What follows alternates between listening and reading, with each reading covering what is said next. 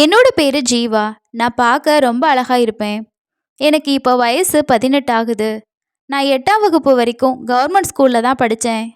அதுக்கு மேலே அப்பா என்னை படிக்க வைக்கல. நீ படித்தது போதும் வீட்டிலேயே இருன்னு சொல்லிட்டாரு. எங்களோட வீட்டில் நானும் அப்பாவும் தனியாக தான் வாழ்ந்துட்டுருக்கோம். நான் சின்ன வயசாக இருக்கப்பயே என்னோட அம்மா இறந்து போயிட்டாங்க. என்னோட அப்பா ஒரு நாள் வேலைக்கு போவார். அடுத்த நாள் அந்த சம்பளத்தை வச்சு முழு நேரமாக சாராய கடையிலேயே தான் இருப்பார். இதுக்கப்புறமா என்னோட அப்பா, நீ வீட்டிலேருந்து என்ன பண்ண போற, வா உன்னை ஒரு இடத்துக்கு வேலைக்கு சேர்த்து விடுறேன்னு சொல்லி ஒரு பெரிய ஆஃபீஸரோட வீட்டுக்கு கூட்டிகிட்டு போனார். அவங்க வீட்டில் தோட்ட வேலை செய்கிறது, வீட்டு வேலை செய்கிறதுன்னு இந்த மாதிரி வேலைக்கு என்னை அங்கே சேர்த்து விட்டார். அந்த வீட்டோட முதலாளிக்கு 50 வயசு இருக்கும். ஆனால் அவர் பார்க்குறதுக்கு அவ்வளோ வயசானவர் மாதிரி இருக்க மாட்டார். எப்போவுமே இளமையானவர் மாதிரி தான் இருப்பார். அவங்களோட வீட்டில் அவரை தவிர வேறு யாருமே இல்லை. ஆரம்பத்தில் அவர் எனக்கு பார்க்கும்போது இவருக்கு என்ன ஒரு 40 வயசு இருக்கும் அப்படின்னு தான் நான் நினச்சேன். ஆனால் போக போக தான் அவரோட வயசு என்ன அப்படின்னு நான் புரிஞ்சுக்க ஆரம்பித்தேன். அவரால் என்ன செய்ய முடியும் அப்படின்னு எனக்கு தெரியல. என்னோட அப்பா டெய்லியுமே என்னை காலையில் கூட்டிகிட்டு வந்து முதலாளியோட வீட்டில் விட்டுட்டு போவார். நான் அன்றைக்கி அந்த வீட்டில் இருக்கக்கூடிய எல்லா வேலையுமே செய்வேன். அதுக்கப்புறமா சாயந்தரம் வந்து என்னோட அப்பா என்னை கூட்டிகிட்டு போவார். அதே மாதிரி தான் அன்றைக்கும் அவருக்காக காத்துட்ருந்தேன். என்னோட அப்பா வரவே இல்லை. ரொம்ப நேரமாக நான் வாசல்லையே நின்றுட்டு இருந்தேன். நான் வாசலில் நின்றுட்டுருக்கதை பார்த்த என்னோட முதலாளி என்னோட பக்கத்தில் வந்து, உன்னோட அப்பா இன்னைக்கு உன்னை கூட்டிகிட்டு போக வரமாட்டாருன்னு நினைக்கிறேன். அதனால் அவரை எதிர்பார்த்துட்ருக்காம நீ உள்ள வா அப்படின்னு சொன்னார். அதுக்கப்புறமா உன்னோட அப்பா இத்தனை மணிக்கு மேலே எங்கே போவாருன்னு சொல்லி நான் சொல்கிறேன் வானாரு. அப்போ தான் என்னோட மனசில் தோணுச்சு, அப்பா எங்கே போகிறாரு, மதுக்கடையில் மது குடிச்சிட்டு போதையில் அங்கே விழுந்து கிடப்பாரு. அதுதான் நடந்திருக்கும்னு எனக்கு தெரியும். அதனால தான் அப்பா இன்னும் வரலன்னு நினச்சிக்கிட்டேன். இதுக்கப்புறமா முதலாளி சொன்ன மாதிரி வீட்டுக்குள்ளே போனேன். என்னோட முதலாளி இப்போ சாப்பாட்டு நேரம், அதனால் வா என் கூட நீயும் உட்காந்து சாப்பிடுன்னு சொன்னார். நான் முதலாளி கூட சாப்பிட உட்காந்தேன். சாப்பிட்டதுக்கப்புறமா நைட்டு அவர் என்னை அவரோட ரூமில் தூங்க சொன்னார். ஆனால் நான் அங்கே தூங்காமல் ஹால்லையே படுத்துக்கிட்டேன். அடுத்த நாள் காலையில் நான் முதலாளிக்கிட்ட என்னோடய அப்பாவுக்கு ஃபோன் பண்ணி வர சொல்லுங்க அப்படின்னு சொன்னேன். அவர் உடனே என் முன்னாடியே ஃபோன் பண்ணார். ஆனால் அப்பா ஃபோனை எடுக்கவே இல்லை. ஒரு அப்பா எப்படி இவ்வளோ பொறுப்பு இல்லாமல் இருக்கார். அவர் தன்னோட மகளை ஒரு 50 வயசு ஆண்கிட்ட, அதுவும் அவரோட தனியாக இருக்கக்கூடிய வீட்டில் எப்படி விட்டுட்டு போக முடியும்? நான் ஈவினிங் என்னோடய முதலாளிகிட்ட கெஞ்சு என்னோடய வீட்டுக்கு கூட்டிகிட்டு போக சொல்லி சொன்னேன். நான் கெஞ்சினதை பார்த்து என்னோடய முதலாளி என்னை வீட்டில் விடுறதுக்காக கூட்டிகிட்டு வந்தார். வீட்டுக்கு வந்து பார்த்தா வீடு பூட்டி இருந்துச்சு. அப்பா எங்கே போனார்னு எனக்கு தெரியல. அதனால் விருப்பம் இல்லாட்டியும் நான் திரும்ப முதலாளி வீட்டுக்கே வர வேண்டியதாயிருச்சு. கண்ணுமிக்கிற நேரத்தில் ஒரு வாரம் ஓடிடுச்சு. ஆனால் அப்பா என்னை கூட்டிகிட்டு வரவே இல்லை. என்னோட முதலாளி ரொம்பவே நல்லவர். அவர் என்னை அவர் வீட்டில் நல்லாவே பார்த்துக்கிட்டாரு. என்னோட முதலாளிக்கு குழந்தை இல்லை. அவருக்கு மனைவியும் சில வருஷங்களுக்கு முன்னாடி தான் இறந்து போயிட்டாங்க. அப்போயிலிருந்து இவர் தனியாக தான் வாழ்ந்துட்டுருக்காரு. வெளியே போகிறப்ப தான் ஒரு நாள் முதலாளி ஷாப்பிங் போகலான்னு சொல்லிட்டு என்னை கடைக்கு கூட்டிகிட்டு போயிட்டு நிறைய ட்ரெஸ் எல்லாம் வாங்கினாரு. கடையிலேருந்து வீட்டுக்கு வந்ததுக்கப்புறமா, முதலாளி இன்றைக்கி நாம் வாங்கின ட்ரெஸ்ஸு எதுக்காகன்னு கேட்டேன். நீ நாளையிலேருந்து ஸ்கூலுக்கு போகணும்னு சொன்னார். இதுக்கப்புறமா முதலாளி சொன்னார், உன்னோட அட்மிஷனுக்காக நான் உன்னோட ஸ்கூலுக்கு போயிருந்தேன். நீ ஸ்கூலுக்கு போனால் நிறைய விஷயங்கள் தெரியும், அது உனக்கு யூஸ்ஃபுல்லாக இருக்கும்னு சொன்னார். எனக்கு ஒரு பெரிய உதவி செஞ்சதாக நான் நினச்சிக்கிட்டேன். நான் படிக்க ஆசைப்பட்டேன். ஆனால் பணப்பற்றாக்குறையால் என்னால் படிக்க முடியலை. அதுக்கு அடுத்த நாள்லேருந்து நான் டெய்லியுமே ஸ்கூலுக்கு போக ஆரம்பித்தேன். படித்தேன். முதலாளி என்னை டவுனில் இருக்க ஒரு தனியார் ஸ்கூலில் தான் சேர்த்து விட்டார். நான் ஸ்கூலுக்கு போக ஆரம்பித்ததுலேருந்து முதலாளியோட வீட்டுக்கு இன்னொரு வேலைக்காரங்களை நியமிச்சிட்டாரு. அவரோட வீட்டு வேலை எல்லாமே அவங்க தான் பார்த்துக்கிட்டாங்க. அவங்க அங்கேயே தங்கியிருந்தாங்க. நான் இப்போ அனுபவிக்கிற இந்த ஆனந்தமான வாழ்க்கையை நான் கனவுல கூட நினச்சி பார்க்கல. நான் படிக்க ஆரம்பித்து 2 மாதம் ஆயிடுச்சு. இந்த 2 மாதங்களில் நான் நிறைய மாறிட்டேன். நான் படிக்காதவளாக இருந்து படித்தவளாகவும் அழகான பெண்ணாகவும் மாறிட்டேன். இது என்னோட வாழ்க்கையில் ஒரு பெரிய மாற்றத்தை ஏற்படுத்துச்சு. ஆனால் ஏன் முதலாளி இதெல்லாம் செய்கிறாரு அப்படின்னு நான் ஒருபோதும் நினச்சே பார்க்கல. ஆனால் இதுக்கு பின்னாடி உள்ள ரகசியம் விரைவில் எனக்கு தெரிய வந்துச்சு. அதை நான் கொஞ்சம் கூட எதிர்பார்க்கல. கண்ணமிக்கிற நேரத்தில் 6 மாதம் ஓடி போச்சு. இப்போ நான் இன்னுமே அழகாகவும் இளமையாகவும் இருந்தேன். வீட்டு வேலைக்காரன் ஒவ்வொரு நைட்டும் தூங்குறதுக்கு முன்னாடி எனக்காக பாதாம் பால் கொண்டு வந்து தருவான். இது எல்லாமே என்னோட முதலாளியோட கட்டளைப்படி தான் நடந்துச்சு. காலையில் நான் முதலாளி கூட ஜிம்மில் உடற்பயிற்சி செய்வேன். ஒரு நாள் ஜிம்மில் உடற்பயிற்சி செய்கிறப்போ முதலாளி என்கிட்ட, இன்னைக்கு நான் உனக்கு ஒரு புதுவிதமான உடற்பயிற்சியை சொல்லித்தாரேன்னு சொன்னார். முதலாளி எனக்கு அந்த விதமான உடற்பயிற்சியை கற்றுக் கொடுக்க ஆரம்பித்தார். அந்த நேரத்தில் வீட்டில் வேலை செய்யக்கூடிய சோமு அங்கே வந்தான். ஜிம் கயிற்றை இழுக்கும்போது முதலாளி எனக்கு உதவி செஞ்சுட்டு இருந்தாரு. அவரோட கை என்னோட இடுப்பில் இருந்ததை பார்த்த வேலைக்காரன் சோமு தன்னோட முகத்தை வேறு பக்கமாக திருப்பிக்கிட்டான். இதுக்கப்புறமா அவன் சொன்னான், முதலாளியை பார்க்க வெளியே யாரோ விருந்தாளி வந்திருக்காங்கன்னு. அவரும் உடற்பயிற்சியை நிறுத்திட்டு சோமு கிட்ட, இனிமே நீ உள்ளே வரப்போ கதவை தட்ட மறக்காதன்னு சொன்னார். ஒருவேளை முதலாளிக்கு சோமு இப்படி உள்ளே வந்தது பிடிக்கல போல அப்படின்னு நினச்சேன். முதலாளி வெளியே போனப்போ சோமு என்னை வேறொரு கண்ணோட்டத்தில் பார்க்க ஆரம்பித்தான். ஆனால் நான் அவனை பார்க்குறத விட்டுட்டு என்னோட ரூமுக்கு போயிட்டேன்.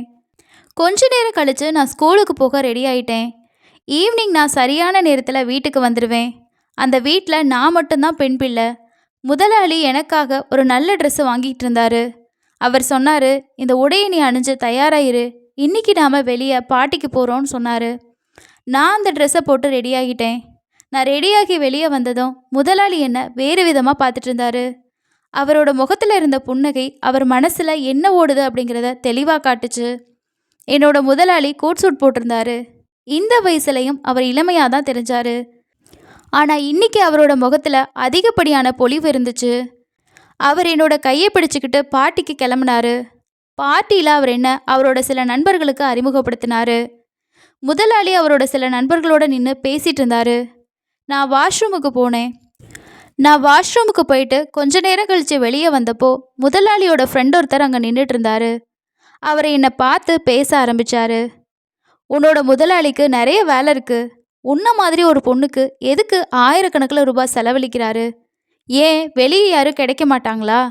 இந்த வயசில் உன்னோட முதலாளிக்கு இந்த ஆசை. உன்ன மாதிரி ஒரு பொண்ணு எப்படி 50 வயசு கிழவனை சந்தோஷமாக வச்சுருக்க முடியும்னு கேட்டார். என்னோட முதலாளி என்னோட நண்பர் சொன்ன இந்த வார்த்தைகள் எல்லாம் கேட்டதுக்கப்புறமா எனக்கு அந்த மனுஷன் மேலே ரொம்பவே கோவம் வந்துச்சு. நான் அவர்கிட்ட, உன்னோட வாயை மூடு அப்படின்னு சொன்னேன். இதுக்கப்புறமா அந்த மனுஷன் என்னோட பேச்சுக்கு கோவப்படாமல் எனக்கு ஜூஸ் கொடுக்க ஆரம்பித்தார். நான் ஜூஸை வாங்க மறுத்துட்டேன். ஆனால் அவர் சாரின்னு சொல்லிட்டு திரும்பியும் ஜூஸை கொண்டு வந்து கொடுத்தாரு. இதுக்கப்புறமா அந்த ஜூஸ் கிளாஸை வாங்கி ஜூஸை குடிக்க ஆரம்பித்தேன். ஜூஸ் குடித்ததுக்கப்புறமா எனக்கு கொஞ்சம் தலை சுற்ற ஆரம்பிச்சிது. நான் அங்கே இருந்த மேசையில் தலையை வச்சு அப்படியே தூங்கிட்டேன். அடுத்த நாள் காலையில் நான் எழும்புறப்போ நான் என்னோட முதலாளியோட ரூமில் இருந்தேன். என்னோட கையில் நகம் போன்ற ஒரு கீறலையும் பார்த்தேன். நான் எழும்பி கட்டிலில் உட்காந்து, இதுக்கப்புறமா சோமு என்னோட ரூமுக்கு காலையோட டிஃபனை கொண்டு வந்து கொடுத்தான். இதுக்கு முன்னாடி எப்போவுமே நடந்ததில்ல. அவன் இன்னும் என்னோட சந்தேகத்தோடையே பார்த்துட்டு இருந்தான். நான் அவன்கிட்ட பேச போகிறப்போ முதலாளி என்னோட ரூமுக்கு வந்துட்டார். அவர் என்கிட்ட, ஜீவா நீ நல்லா இருக்கியான்னு கேட்டார். அப்போ நான் அவர்கிட்ட என்னோட தலை ரொம்ப கனமாக இருக்குன்னு சொன்னேன். முதலாளி சொன்னார், நீ ராத்திரி பாட்டியில் தற்செயலாக ஜூஸ்க்கு பதிலாக ட்ரிங்க்ஸ் எடுத்து குடிச்சிட்ட, அதனால தான் உன்னோட தலை கனமாக இருக்குது அப்படின்னு சொன்னார். நான் இன்றைக்கி ஸ்கூலுக்கு போகலை. இன்றைக்கி ஃபுல்லாக என்னோடய ரூமில் தூங்கிட்டே இருந்தேன். ஈவினிங் வந்து நைட் ஆகிருச்சு. இதுக்கப்புறமா என்னால் தூங்க முடியல. ஏன்னா இன்றைக்கி நாள் முழுக்க நான் தூங்கிட்டே இருந்தேன். ஆனாலும் நைட்டு நான் என்னோடய ரூமில் லைட்டை அணைக்காமையே படுத்திருந்தேன். கொஞ்ச நேரம் கழித்து திடீர்னு யாரோ என்னோடய ரூமுக்கு வந்ததை ஃபீல் பண்ணேன். நான் மெதுவாக என்னோடய கண்களை திறந்து பார்த்தேன். முதலாளியை நேருக்கு நேர் பார்த்தேன். என்னோடய ரூமில் விழிச்சிருக்கதை பார்த்ததும் அவர் திரும்பவும் அவரோட ரூமை விட்டு போயிட்டாரு. அவர் ஏன் அப்படி செஞ்சாருன்னு எனக்கு தெரியல. நான் அப்போது என்னோடய அப்பாவை பற்றி அவர்கிட்ட கேட்டுக்கிட்டே இருப்பேன். ஆனால் அவர் எப்போவுமே நான் அவரை தேடிக்கிட்டே இருக்கேன் அப்படின்னு தான் சொல்லுவார். ஒவ்வொரு நைட்டும் எனக்கு ஒரு அப்பா ஞாபகம் வரும். இன்றைக்கி என்னோடய அப்பாவை ரொம்ப மிஸ் பண்ணேன். அவரோட நினைவுகளில் நான் எப்போ தூங்கி போனேன்னு எனக்கே தெரியல. இப்படியே இன்னும் சில நாட்கள் போச்சு. இதுக்கப்புறம் ஒரு நாள் முதலாளி என்னை ஒரு வாரம் இந்தியாவிலேருந்து வெளியில் சுற்றுலா கூட்டிகிட்டு போகிறதா சொன்னார். அங்கே நிறைய நாங்கள் சுற்றி பார்த்தோம். ரொம்பவே ஜாலியாக இருந்துச்சு. அதனால் சில சமயத்தில் முதலாளி என்னோட அப்பாவோட இடத்த நிரப்ப முயற்சிப்பது போல் எனக்கு தோணுச்சு. ஆனாலும் முதலாளிக்கு என் மேலே வேறு விதமான உணர்வு இருந்துச்சு. அவர் இப்போது என்னை வித்தியாசமான கண்களால் பார்க்க ஆரம்பித்தார். அவர் என்னை உற்று நோக்க ஆரம்பித்தார். நாங்கள் துபாய்க்கு சுற்றுலா போனோம். அங்கே நான் நிறைய விஷயங்கள் பார்த்தேன், நிறைய விஷயங்களை சாப்பிட்டேன். நானும் முதலாளியும் ஒரே ரூமில் தங்கியிருந்தோம். இப்படி இருக்கப்போ தான் ஒரு நாள் நடன நிகழ்ச்சியை பார்க்குறதுக்காக நான் போகிறதுக்காக ரெடி ஆகிட்டு இருந்தேன். வெளியில் போகிறப்போ என்னோட உடைகள் நனைஞ்சிருச்சு. பிறகு முதலாளி என்னை ஓய்வெடுக்க ஹெல்ப் பண்ணாரு. ஜீவா, நீ ரொம்ப அழகா இருக்க. நான் உன்னை எப்போவுமே சந்தோஷமாக வச்சுக்குவேன் அப்படின்னு முதலாளி ரொம்பவே அக்கறையாக சொன்னார். அதை கேட்டு எனக்கு ரொம்பவே சந்தோஷமாக இருந்துச்சு. துபாயில் ஒரு வாரம் எப்படி போச்சுன்னு தெரியல. நாங்கள் வீட்டுக்கு வந்ததும் நான் சோமுவுக்கு ஒரு ஸ்வீட் பாக்ஸை கொடுத்தேன். சோமு அந்த ஸ்வீட் பாக்ஸை ரொம்பவே வாங்கிட்டு சந்தோஷப்பட்டான். இன்னைக்கு நைட்டு நான் முதலாளியை என்னோடய ரூமுக்கு வர்றதை பார்த்தேன். அவர் ஏன் ஒவ்வொரு நைட்டும் என்னோடய ரூமுக்கு வராருன்னு எனக்கு புரியலை. அடுத்த நாள் காலையில் சாப்பிட்றதுக்காக உட்காந்துருந்தப்போ வீட்டில் நானும் சோமுவும் மட்டும்தான் இருந்தோம். நான் ரொம்பவே சோர்வாக இருந்தேன். என்னை பார்த்து சோமு சொன்னா, ஜீவா மேடம், நீங்கள் ரொம்ப சோர்வாக இருக்கீங்க போல. நைட்டு முதலாளி உங்கள் ரூமுக்கு வந்திருந்தாரு, அதனால் நீங்கள் டயர்டாக இருக்கலான்னு சொன்னான். நான் அவன்கிட்ட நீ என்ன சொல்ல வரேன்னு கோவமாக கேட்டேன். நான் இப்படி கேட்டதும் சோமு சொன்னான், ஜீவா மேடம், என்னை மன்னிச்சிடுங்க, தப்பாக என்னோட வாயிலிருந்து அந்த வார்த்தை வந்துருச்சுன்னு. சோமு என்கிட்ட ஏதோ சொல்ல வர்றது போல் எனக்கு தோணுச்சு. அதனால தான் அவனை எனக்கு புரியாத விஷயங்களை பேசுகிறான். அவனோட பேச்சை பொறுமையாக கேட்குறது நல்லதுன்னு நான் நினச்சேன். அடுத்த நாள் ஸ்கூலுக்கு கிளம்புனேன். நான் இன்னைக்கு நாள் முழுக்க ஸ்கூலில் இருந்தேன். அன்னைக்கு நான் என்னோட அப்பாவுக்கு வாழ்த்து சொல்லணும்னு நினச்சிட்டு இருந்தேன். என்னோட அப்பாவோட பிறந்த நாள். அப்பாவோட நினைவாக இன்னைக்கு நான் சரியாக சாப்பிடக்கூட இல்லை. சாப்பாட்டை மிச்சம் வச்சுட்டேன். என்னோடய ரூமுக்கு போயிட்டேன். அன்னைக்கு ஃபுல்லாக என்னோட அப்பாவோட நினைவை நான் அழுதுகிட்டே இருந்தேன். அப்போ என்னோட முதலாளி என்னோட ரூமுக்கு வந்தார். அவர் நான் அழுகிறத பார்த்துட்டு, என்னாச்சு ஜீவா, ஏன் அழுகிறேன்னு கேட்டார். நான் சொன்னேன், எனக்கு என்னோட அப்பாவோட ஞாபகம் வந்துருச்சு. நான் அப்பாவை ரொம்பவே மிஸ் பண்ணுறேன். இன்னைக்கு அவரோட பிறந்த நாள். நான் அவருக்காக ஒரு வாழ்த்து கூட சொல்லணும். வாழ்த்தட்டையை பார்த்த முதலாளி என்கிட்ட சொன்னார், ரொம்ப சீக்கிரத்தில் நான் உன்னோட அப்பா கிட்ட கூட்டிகிட்டு போகிறேன்னு. இதுக்கப்புறமா முதலாளி எதுவும் சொல்லாமல் என்னோட கண்ணீரை துடைச்சாரு. கொஞ்ச நேரம் கழிச்சு என்னோடய ரூமை விட்டு வெளியே போயிட்டாரு. நான் இன்னைக்கு நைட்டு ஃபுல்லாக தூங்கலை. அதனால நான் எழும்பி ரூமை விட்டு வெளியே வந்தேன். சமையலறைக்கு போயிட்டு கொஞ்சம் தண்ணி குடித்தேன். சமையலறை ஜன்னல் வழியாக வெளியே பார்த்தேன். அந்த நேரத்தில் முதலாளி தன்னோட உடம்புல ஒரு போர்வையை போத்திக்கிட்டு யாருக்கோ பணக்கட்டை கொடுக்குறத பார்த்தேன். நான் ஜன்னலுக்கு பக்கத்தில் போய் பார்த்தேன். பணம் வாங்கினது வேற யாரும் இல்லை, என்னோட அப்பா. ஆனால் அவர் ஏன் இவ்வளவு பணம் வாங்குறாருன்னு எனக்கு புரியலை. நான் என்னோட அப்பாவோட நினைவாக தினமும் அழுதுகிட்டு இருக்கேன். அது முதலாளிக்கும் தெரியும்.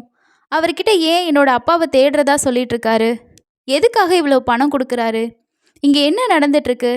என்னோட அப்பாவுக்கும் என்னோட முதலாளிக்கு இடையில என்ன நடக்குது? எனக்கு எதுவுமே புரியல. நான் அப்பாவை கூப்பிடலான்னு நினச்சேன். அப்போ அப்பா அங்கேருந்து பணத்தை எடுத்துக்கிட்டு போயிட்டாரு. முதலாளியும் வீட்டை நோக்கி நடந்தார். முதலாளி வீட்டுக்கு வர்றதுக்குள்ளே நான் வேகமாக தூங்குற மாதிரி போயிட்டு நடிக்க ஆரம்பித்தேன். கொஞ்ச நேரம் கழித்து முதலாளி வீட்டுக்குள்ளே வந்துட்டார். அதுக்கப்புறம் என்னோடய ரூமுக்கு வந்தார். அந்த நேரத்தில் என்னோட கண்களை இறுக மூடிக்கிட்டேன். முதலாளி என்னோடய ரூமுக்கு வந்து என்னோடய முகத்தில் கை வச்சார். கொஞ்ச நேரத்தில் என்னோடய உடலை தொட்டப்புறம் அவர் ரூமை விட்டு வெளியே போயிட்டாரு. எனக்கு நடுக்கம் வர ஆரம்பிச்சிருச்சு. கடந்த சில மாதங்களாகவே முதலாளி என்ன செஞ்சிட்ருக்காரு? அவரோட இனிமையான வார்த்தைகள், பேச்சு என்னை ஏன் இவரோட வீட்டிலையே வச்சுருக்கு? இப்படி பல கேள்விகள் எனக்குள்ளே எழும்பிக்கிட்டே இருந்துச்சு. நான் நைட்டு தாமதமாக தான் தூங்கினேன். ஏன்னா நான் நைட்டு முழுக்க இதை யோசிச்சுட்டே இருந்தேன். காலையில் நான் எழும்பினப்போ என்னோடய உடலில் காய்ச்சலாக இருந்துச்சு. உடம்பு அனல் மாதிரி கொதிக்க ஆரம்பிச்சுது. அதுக்கப்புறம் முதலாளி டாக்டரை வீட்டுக்கு வர சொன்னார். வீட்டில் எனக்கு பரிசோதனையும் செஞ்சாங்க. மருத்துவர் சில மருந்துகளை கொடுத்து சாப்பிட்டு நல்லா ரெஸ்ட் எடுக்க சொல்லி சொன்னாங்க. எனக்கு காய்ச்சல்னால முதலாளியும் அன்றைக்கி ஆஃபீஸ் போகலை. நாள் முழுக்க என்னை கவனிச்சுக்கிட்டாரு. அவர் என்கிட்ட சொன்னார், உனக்கு உடம்பு எப்படி இப்படி சரியில்லாமல் போச்சு? நீ எனக்காக சீக்கிரமாக குணமாகணும். முதலாளியோட இந்த வார்த்தையை கேட்டதும் நான் ரொம்பவே ஆச்சரியப்பட்டேன். அவர் என்ன சொல்ல வர்றாருன்னு. இதுக்கப்புறம் நாட்கள் போச்சு. எனக்கு கொஞ்சம் பரவாயில்லன்னு தோணுச்சு. நான் அப்பாவும் முதலாளியும் நைட்டில் சந்தித்ததை பார்த்தேன். நான் முதலாளிகிட்ட இதை பற்றி இதுவரைக்கும் கேட்கவே இல்லை. ஏன்னா நான் அவரை உண்மையான முகத்தை தெரிஞ்சுக்க விருப்பப்பட்டேன். கடந்த சில நாட்களாக என்னோடய நைட்டு தூக்கம் இல்லாமல் போச்சு. ஒவ்வொரு நாளுமே காலையில் சோர்வாக இருந்தேன். இன்றைக்கி நைட்டு நான் தூங்கினப்போ எப்பவும் போல் இன்றைக்கி நைட்டு என்னோடய ரூம் கதவை திறந்துருந்துச்சு. ரூம்குள்ளே லைட்டெல்லாம் ஆஃப் ஆகி ஒரு மங்கலான வெளிச்சம் மட்டும்தான் இருந்துச்சு. எல்லா இடமுமே இருட்டாக இருந்துச்சு. கதவு திறந்து திரும்பியும் மூடின சத்தம் கேட்டுச்சு. சில நொடிகளில் என்னோட பக்கத்தில் யாரோ படுத்திருக்க மாதிரி உணர்ந்தேன். திடீர்னு என்னோட உடலில் ஒரு கை தடவுற மாதிரி தெரிஞ்சிச்சு. மெதுவாக எல்லை மீறல்கள் நடந்துச்சு. பிறகு என்னோட உடலை பற்ற தொடங்கினாங்க. அப்போ என்னோட கண்கள் விழிச்சுது. வேகமாக எழும்பி ரூமோட லைட்டை போட்டேன். அங்கே நான் வேலைக்காரனான சோமு என்னோட படுக்கையில் படுத்திருக்கிறத கண்டேன். கோவமா நான் அவன்கிட்ட, நீ என்னோட என்ன செஞ்சிட்ருக்க அப்படின்னு கேட்டேன். நான் இப்படி கேட்டதும் அவன் நடுங்கிட்டான். அதுக்கப்புறமா நான் அவன்கிட்ட சொன்னேன், உன்னோட இந்த செயலை நான் முதலாளிக்கிட்ட சொல்லுவேன். நான் இப்படி சொன்னதும் சோமுவோட வாயிலிருந்து, நீ ஒவ்வொரு நாளும் சந்தோஷமா உன்னோட முதலாளி கூட இரவை கழிக்கிற, நீ ஒரு நைட்டு என்னோட கழிச்சா என்னாகிரும்னு சொல்லி கேட்டான். அவன் இப்படி சொன்னதும் நான் அவன்கிட்ட, நீ என்ன பேசுகிறேன்னு கேட்டேன். நான் ஒவ்வொரு இரவும் பார்க்குறேன், முதலாளி நைட்டு உன்னோட ரூமுக்கு வராரு, நேரம் செலவழிச்சிட்டு போகிறாரு. எனக்கு எல்லாமே தெரியும். நீயும் முதலாளியோட வேலைக்காரின்னு எனக்கு தெரியும். ஒரு வேலைக்காரிக்கு யாருமே இவ்வளோ கருணை காட்ட மாட்டாங்க. உன்னோட அழகை முதலாளி பயன்படுத்திக்கிறாரு. நீ அந்த கிழவனுக்கு நல்ல ஒரு பொழுதுபோக்கு பொம்மை. அவன் தன்னோட வார்த்தைகளை கட்டுப்பாட்டை இழந்துட்டான். அந்த நேரத்தில் நானும் என்னோட கையோட கட்டுப்பாட்டை இழந்தேன். நான் சோமுவோட காதுக்கு கீழே ஒரு பலத்த அறை கொடுத்து அவனை என்னோட ரூம்லேருந்து விட்டு வெளியே தள்ளிவிட்டேன். சோமுவோட வார்த்தைகளால் முதலாளியோட உணர்வுகள் எனக்கு புரிய ஆரம்பிச்சிச்சு. இப்போ நான் முதலாளியை நெருங்குற நேரம் வந்துருச்சு. திரைமறைவில் நடக்கிறது இப்போது வெளிப்படையாக நடக்கணும். அடுத்த நாள் நைட்டு நான் படுக்கைக்கு போகிறதுக்கு முன்னாடி குளித்தேன். ஈரமான முடியோட வாசனையில் திரவியம் தெளிச்சுக்கிட்டு ஒரு சிறிய உடையை அணிஞ்சு முதலாளியோட ரூமுக்கு போனேன். அவரோட ரூம் எங்குமே இருட்டாக இருந்துச்சு. அந்த இருட்டில் வெளிச்சம் போட தான் நான் அங்கே போனேன். நான் மெதுவாக முதலாளியோட பக்கத்தில் போனேன். என்னோட ஈரமான முடியை முதலாளியோட முகத்தில் சுற்ற ஆரம்பித்தேன். நான் அவர் கையை பிடிச்சேன். அப்போ முதலாளி தன்னோட அறையோட விளக்க போட்டார். முதலாளி என்னை பார்த்து, நீ என்ன செஞ்சிட்ருக்க ஜீவா, உனக்கு புத்தி இருக்கா, நீ செய்கிறது தவறுன்னு சொன்னார். அப்போ நான் முதலாளிக்கிட்ட சொன்னேன், நான் தவறு செஞ்சா அந்த நைட்டு இருட்டில் நீங்கள் ஒளிஞ்சிக்கிட்டு என்னோட அப்பாவுக்கு பணம் கொடுத்தது, நைட்டு என்னோடய ரூமுக்கு வந்து என்னோட பக்கத்தில் உட்காந்து என்னோட உடலை தடவியது, என்ன போன வேலைக்காரிக்கு நீங்கள் எப்படி இவ்வளோ உதவி செய்ய முடியும்? உங்களோட மனசில் ஏதாவது எதிர்பார்ப்பு இல்லாமல் நீங்கள் இதெல்லாம் செய்ய முடியாது. நீங்கள் என்ன விரும்புகிறீங்களோ அதை நான் உங்களுக்கு கொடுக்க வந்திருக்கேன். உங்களுக்கு என்ன வேணுமோ எடுத்துக்கோங்க. ஆனால் என்னோட அப்பாவோட என்னை சேர்த்து வச்சிருங்கன்னு சொன்னேன். நான் இப்படி சொன்னதுமே முதலாளி சொன்னார், உன்னோட அப்பாவுக்காக நீ இந்த நிலைக்கு போகிறது தவறில்ல. உன்னோட அப்பா சூதாட்டத்தில் உன்னோட வீட்டை இழந்துட்டாரு.